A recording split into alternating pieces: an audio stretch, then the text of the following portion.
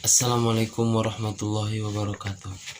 Perkenalkan, nama saya Abdul Rojak Natambang Hasibuan, NIM 18401000164, sedang menempuh pendidikan di YIN Padang Sidimpuan, jurusan Perbankan Syariah, ruang 4 di Fakultas Ekonomi dan Bisnis Islam. Adapun video ini dibuat untuk memenuhi tugas akhir semester filsafat ilmu yang dibimbing oleh Mora Pemimpin Harahap MPD. Materi yang akan saya sampaikan ialah sarana berpikir ilmiah. Referensi yang saya peroleh dari buku filsafat karya Jujun S. Surya Sumantri. Sarana berpikir ilmiah ialah alat untuk membantu kita dalam melakukan kegiatan ilmiah, dalam menempuh langkah untuk mencapai hasil riset yang ingin kita capai ke depannya. Adapun langkah kegiatan ilmiah. Yang pertama, susunan rumusan masalah. Yang diperlukan dalam langkah awal ini, keterkaitan antara variabel serta masalah yang diambil dapat diuji dan dipecahkan dan dapat disusun dalam pertanyaan singkat, padat, dan jelas.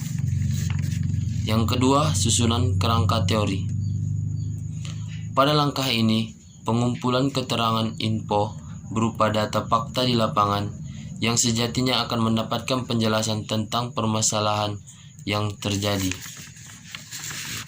Yang ketiga, penarikan hipotesis atau praduga sementara. Penyusunan hipotesis didasari oleh hasil penelitian terdahulu yang pernah diteliti oleh orang lain. Yang keempat, langkah terakhir, pengujian hipotesis, yang dilakukan dengan mengambil data untuk menghasilkan data nominal untuk memudahkan penarikan kesimpulan. Setelah mengetahui langkah kegiatan ilmiah, mari kita kembali pada topik pembahasan. Ada dua hal yang perlu diperhatikan tentang sarana berpikir ilmiah. Yang pertama, sarana berpikir ilmiah bukanlah ilmu, melainkan kumpulan pengetahuan yang didapatkan berdasarkan metode ilmiah. Dua, tujuan dari mempelajari sarana berpikir ilmiah adalah melakukan penelaahan terhadap suatu hal dengan baik. Agar kegiatan berpikir ilmiah dapat berjalan dengan baik, maka diperlukan 3 sarana untuk menunjang keberhasilan, yaitu sarana bahasa, sarana matematika, dan sarana statistika. Baik, di sini saya akan menjelaskan satu persatu.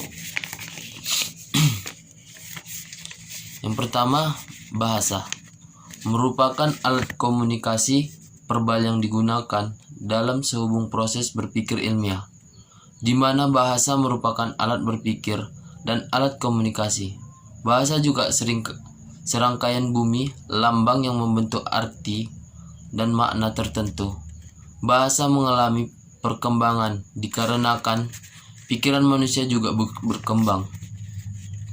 Tanpa bahasa, maka mustahil bagi kita untuk mentransfer nilai pada generasi penerus. Yang kedua, matematika, yaitu lambang dari sebuah makna. Makna yang dimaksud adalah sebuah pernyataan yang akan kita sampaikan kepada individu lainnya. Matematika secara garis besar merupakan pengetahuan yang disusun secara konsisten berdasarkan logika deduktif. Matematika memiliki sifat artifisial karena matematika bermakna baru, memiliki arti setelah ada imbuhan makna di dalamnya. Tanpa sifat tersebut, maka matematika hanyalah sebuah rumus yang mati. Matematika merupakan perkembangan bahasa numerik. maka matematika memungkinkan kita untuk memaparkan pernyataan kuantitatif. Sifat kuantitatif dari matematika dapat meningkatkan daya prediksi dan daya kontrol bagi ilmu.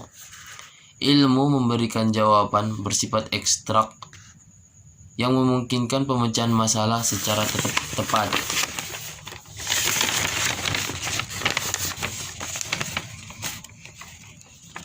Masuklah pada sarana berpikir ilmiah yang terakhir, yaitu statistika.